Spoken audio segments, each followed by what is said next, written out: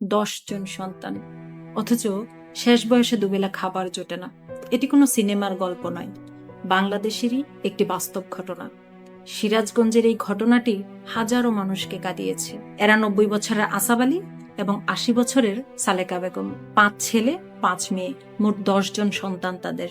সারা জীবন নিজেদের সুখ বিসর্জন দিয়ে সন্তানদের বড় করেছেন, কষ্ট করেছেন, ক্ষুধা সহ্য করেছেন, ছেলে মেয়েদের বিয়ে দিয়েছেন, নিজেদের জীবনটা সন্তানদের ভবিষ্যতের জন্য উৎসর্গ করেছেন। আজ বার্ধক্যে তারা ভাঙা টিনের ঘরে থাকে, কখনো প্রতিবেশীর সাহায্যে, কখনো মানুষের দয়ায় তাদের দিন চলে।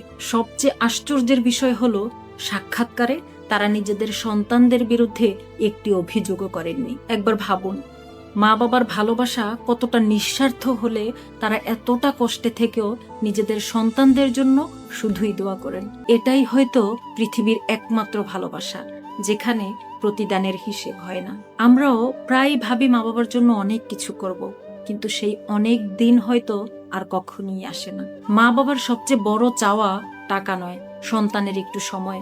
অথচ আমরা যাদেরকে সবচেয়ে বেশি ভালোবাসি তাদের জন্যই কম সময় বের করি। শেষবার কবে আপনি কোনো কারণ ছাড়াই মা বাবার সাথে কথা বলেছিলেন, কমেন্টে জানাতে ভুলবেন না।